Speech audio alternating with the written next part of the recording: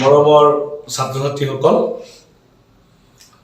আজি dream world YouTube চেনেলৰ পৰা তোমালোকৰ কাৰণে এটি ভিডিঅ' লৈ আহিছোঁ।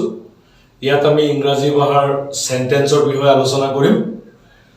যিকোনো ক্লাছৰ ল'ৰা ছোৱালী উপযোগী হোৱাকৈ আমি অতি সহজ অসমীয়া ভাষাত ইয়াৰ আলোচনা আগবঢ়াম। তোমালোকে মনোযোগেৰে শুনিবা আৰু ভিডিঅ'টো শেষলৈ চাবা। ইয়াৰ উপৰিও বন্ধু বান্ধৱীৰ লগত শ্বেয়াৰ কৰিবা যাতে তেওঁলোকে সাবস্ক্ৰাইব কৰে আৰু আমাক মোটিভেট কৰে। এতিয়া আহা আমি সেন্টেন্সত যাওঁ। সেন্টেন্স তোমালোকে পাইছা। সেন্টেন্স মানে হৈছে বাক্য।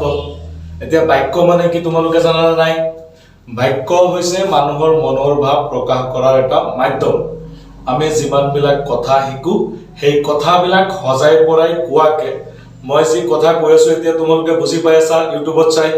গতিকে মই কোৱা কথাবিলাক হৈছে তোমালোকৰ কাৰণে বাক্য বা মোৰ কাৰণে বাক্য। এতিয়া কথাটো হৈছে বাক্যৰ ফৰ্মুলাটো এনেকুৱা ধৰণৰ হয়। বাক্য মানে হৈছে একাধিক শব্দ লগ লাগি বক্তাৰ মনৰ ভাৱ প্ৰকাশ কৰাকে সেন্টেন্স বা বাক্য বুলি কোৱা হয়। এতিয়া মই কোৱা কথাবিলাক তোমালোকে বুজি পাব লাগিব, অৰ্থাৎ অৰ্থ প্ৰকাশ হ'ব লাগিব। এতিয়া ধৰি লোৱা মই কেইবাটাও শব্দ কম, ৱাৰ্ড কম, আৰু সেই ৱাৰ্ডবিলাক যদি তোমালোকে বুজি নোপোৱা, ধৰি লোৱা মই কৈ আছো তোমালোকক মই গৰু ভাত গুৱাহাটী খাইলে খাবা। তোমালোকে কিবা বুজি পাইছা?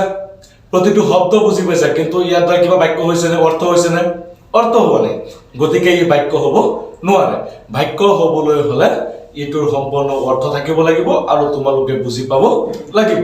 যদি বুজি নোপোৱা তেতিয়াহ'লে বাক্য হ'ব নোৱাৰে। এতিয়া কথাটো হৈছে ইংৰাজী ভাষাত বাক্য কেই প্ৰকাৰৰ কি কি? এতিয়া চোৱা, এটা বস্তুৰ বেলেগ বেলেগ ধৰণে বেলেগ বেলেগ ভাগ হ'ব পাৰে। উদাহৰণস্বৰূপ মানুহকে ধৰা না, পৃথিৱীত কিমান মানুহ আছে, সেই মানুহবিলাকক ধৰি লোৱা আমি লিংগ অনুপাতে দুই ভাগত ভাগ কৰিব পাৰো। যদিও বৰ্তমানে তৃতীয় লিংগ এটা আছে, কিন্তু মূলত স্ত্ৰী আৰু পুৰুষ বা পুৰুষ আৰু নাৰী হিচাপে ভাগ কৰো। তাৰপিছত শকত, পাতল, ক্ষীণ, বগা, ক'লা, হিন্দু, মুছলমান, এনেকুৱা ধৰণে কিমান ভাগ ভাগ হ'ব পাৰে। বা সম্পদৰ ওপৰত তোমালোকে পাবা সৃষ্টি প্ৰক্ৰিয়া অনুসৰি সম্পদ তিনি প্ৰকাৰৰ আছে, গঠন অনুসৰি আছে, স্থায়িত্ব অনুসৰি আছে। একেখিনি বস্তুকে বেলেগ বেলেগ ধৰণে ভাগ কৰিব পাৰি। ঠিক তেনেকৈ বাক্যবিলাককো বেলেগ বেলেগ ধৰণে ভাগ কৰা হয়। এতিয়া প্ৰথমটো হৈছে উদ্দেশ্য অনুসৰি। এতিয়া কথাটো হৈছে মই যে তোমালোকক কথাবিলাক কৈ আছো, ইয়াৰ কিবা এটা উদ্দেশ্য আছে। মই তোমালোকক কিবা জনাব বিচাৰি আছো আৰু তোমালোকক কিবা জানিব বিচাৰি আছা। এই যে কথা কৈ আছো, এই উদ্দেশ্যবিলাকৰ ওপৰত ভিত্তি কৰি সেন্টেন্স 5 প্ৰকাৰৰ। সেই 5 প্ৰকাৰ কি কি? এটা হৈছে এছাৰেটিভ সেন্টেন্স। এছাৰেটিভ সেন্টেন্স মানে হৈছে বৰ্ণনামূলক বাক্য। এই বিষয়ে তোমালোকক আগলৈ আলোচনা আগবঢ়োৱা হ'ব। কিন্তু সদ্যহতে বুজি পোৱা, যিকোনো বস্তু, ঠাই, ব্যক্তিৰ বিষয়ে যেতিয়া আমি কোনো বৰ্ণনা কৰো সেইবিলাক এছাৰেটিভ হয়। এছাৰেটিভ সেন্টেন্সত সাবজেক্ট থাকে আৰু লাষ্টত ফুল ষ্টপ থাকে। এছাৰেটিভ সেন্টেন্স চিনি পোৱাৰ এইটো এটা উপায়। সাবজেক্টেৰে আৰম্ভ হ'ব আৰু লাষ্টত ফুল ষ্টপ থাকিব, সেইটো হ'ব এছাৰেটিভ সেন্টেন্স, যাৰ দ্বাৰা বৰ্ণনা কৰা হৈ থাকে। দ্বিতীয়টো হৈছে ইম্পাৰেটিভ সেন্টেন্স। ইম্পাৰেটিভ সেন্টেন্সৰ দ্বাৰা সচৰাচৰ আদেশ, অনুৰোধ এইবিলাক কৰা বুজায়, উপদেশ দিয়া বুজায়। গতিকে তোমালোকে এইবিলাক পাবা। বেছিভাগ ভাৰ্বৰ দ্বাৰা আৰম্ভ হ'ব, বা প্লিজ আৰু কাইণ্ডলি থাকিব, বা লেটৰ দ্বাৰা আৰম্ভ হ'ব। এইবিলাক হৈছে ইম্পাৰেটিভ সেন্টেন্স। যেনে আমি অসমীয়াত কওঁ ইয়ালৈ আহা, তালৈ যোৱা, অনুগ্ৰহ কৰি মোক এগিলাচ পানী দিয়ক। এই সেন্টেন্সবিলাক হৈছে ইম্পাৰেটিভ সেন্টেন্স। তৃতীয়টো হৈছে ইন্টাৰোগেটিভ সেন্টেন্স। ইন্টাৰোগেটিভ সেন্টেন্স তোমালোকে বুজি পোৱা, মানে প্ৰশ্নবোধক, লাষ্টত প্ৰশ্নবোধক চিহ্ন থাকিব। এতিয়া ইন্টাৰোগেটিভ সেন্টেন্সক মানে কথা হৈছে কোনোবাই তোমাক কিবা এটা সুধিছে, সেইটো হ'ব ইন্টাৰোগেটিভ, আৰু তুমি উত্তৰত কিবা কৈছা সেইটো হ'ব এছাৰেটিভ। এতিয়া তোমালোকে মন কৰিবা ইন্টাৰোগেটিভ সেন্টেন্স আকৌ 2 প্ৰকাৰৰ আছে। আমি আগলৈ সেই বিষয়ে আলোচনা কৰি থাকিম। চতুৰ্থটো হৈছে অপটেটিভ সেন্টেন্স। অপটেটিভ সেন্টেন্স, এতিয়া মই কথা কওঁতে যিবিলাক বা তোমালোকে শুনিছা কিছুমান কথা, মানুহে আশীৰ্বাদ বা অভিশাপ দিয়ে যিবিলাক কথাৰ দ্বাৰা, সেইবিলাক হৈছে অপটেটিভ সেন্টেন্স। আশীৰ্বাদ দিয়াৰ মানে ধৰি লোৱা ঈশ্বৰে তোমাৰ মংগল কৰক, god bless you my child, শুনিছা নহয়? ফাদাৰসকলে, খ্ৰীষ্টানসকলে দি থাকে এনেকুৱাকে। গতিকে এই শব্দবিলাক হৈছে অপটেটিভ সেন্টেন্সৰ। বা তো কাৰোবাক তুমি অভিশাপ দি আছা, এইবিলাক হৈ যাব অপটেটিভ সেন্টেন্সৰ। তাৰ পিছত হৈছে এক্সক্লেমেটৰী সেন্টেন্স এই সেন্টেন্স বহুত ইন্টাৰেস্টিং বিহেভিয়াৰ তোমালোকে চাবা মাৰ্ক অফ এক্সক্লেমেশন থাকে গতিকে মাৰ্ক অফ এক্সক্লেমেশন থকা সেন্টেন্স বিলাক অপটেটিভ সেন্টেন্স ইয়াৰো আকৌ কিছুমান বৈশিষ্ট্য আছে এই ধৰি লোৱা তোমালোকে সচৰাচৰ দেখিবা কিছুমান মানুহে কান্দি থাকিলে কিবা কথা কৈ কৈ গীত গাই কান্দি থাকে নহয় হাই মোৰ পুৰা কপাল কি হৈ গল হৰবনা হৈ গল এই যে কথাবিলাক কৈ থাকে বা তোমালোকে হাই মানে এটা কথা আছে এইটো এটা হাই আছে এইটো নহয় হা এইটো হাই নহয় এইটো হাই মানে সম্বোধন কৰিবলৈ বুজোৱা হয় কিন্তু কিছুমান মানুহে যে কপালত মাৰি যে হাই মোৰ পুৰা কপাল এনেকে কয় সেইবিলাক বা মানুহ মৰিলে কিছুমান ঘৰত গৈছা বা কিছুমান মানুহে মানে আবেগ প্ৰকাশ কৰি কৰি কান্দি আছে দুখেৰে যিবিলাক কথা কয় বিস্ময় দেখুৱাই আচৰিত হোৱা বুজাই এই চিনবিলাক হৈছে এক্সক্লেমেটৰী সেন্টেন্সত ব্যৱহাৰ কৰা হয় এই চিনটো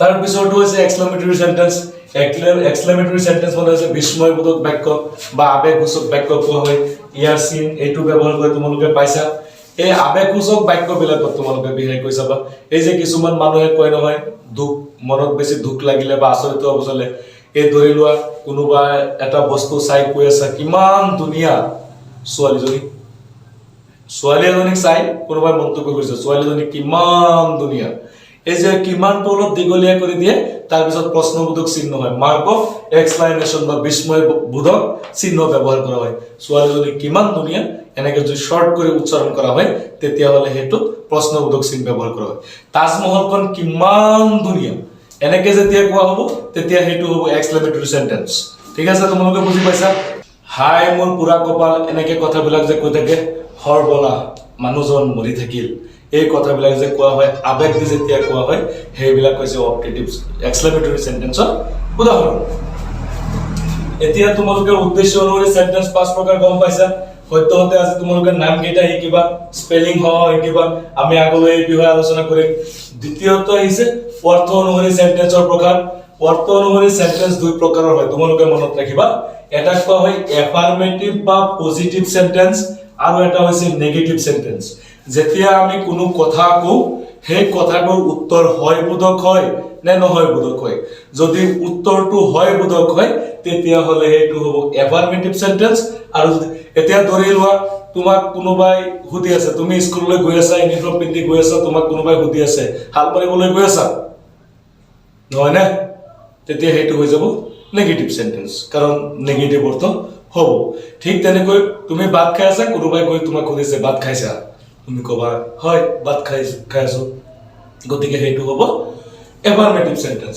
আৰু নেগেটিভটো বুজি পাইছা যিবিলাক নহয় বোধক হ'ব সেইবিলাক হৈছে নেগেটিভ সেন্টেন্স তৃতীয়তে আইছে গঠন অনুসৰি বাক্য যে গঠন কৰা হয় এই বাক্য গঠন অনুসৰি তিনি প্ৰকাৰৰ আছে এটা কোৱা হয় সিম্পল সেন্টেন্স সৰল বাক্য কমপ্লেক্স সেন্টেন্স আৰু কম্পাউণ্ড সেন্টেন্স এই আটাইবিলাক বাক্যৰ ওপৰত তোমালোকক আমি নেক্সট ভিডিঅ'ত ইয়াৰ আলোচনা আগবঢ়াম কিন্তু সদ্যহতে তোমালোকে এই বাক্যৰ প্ৰকাৰবিলাক বিশেষকৈ তোমালোকে বাক্য জানিলে এই তিনি প্ৰকাৰৰ জানা বা এইবিলাক জানা আমি আগলৈ এছাৰেটিভক ইন্টাৰোগেটিভ কৰা ইন্টাৰোগেটিভক এছাৰেটিভ কৰা বা এফাৰ্মেটিভক নেগেটিভ কৰা নেগেটিভক এফাৰ্মেটিভ কৰা এনেকুৱা বিভিন্ন ধৰণৰ নীতি নিয়মৰ কথাবিলাক আমি আলোচনা কৰি থাকিম তোমালোকৰ উপযোগী হোৱাকে কাৰণ সেন্টেন্সৰ দ্বাৰা নেৰেশন ভয়েস চেঞ্জ এইবিলাকতো প্ৰয়োজন হয় টেন্সতো তোমালোকৰ প্ৰয়োজন হ'ব যিমান টপিকস আছে মুঠতে বাহা এটা নিৰ্ভৰ কৰে সেই বাৰ সেন্টেন্সৰ ওপৰত এতিয়া তুমি লিখা সেন্টেন্স বিলাক সিম্পল হ'ব কমপ্লেক্স হ'ব নে কম্পাউণ্ড হ'ব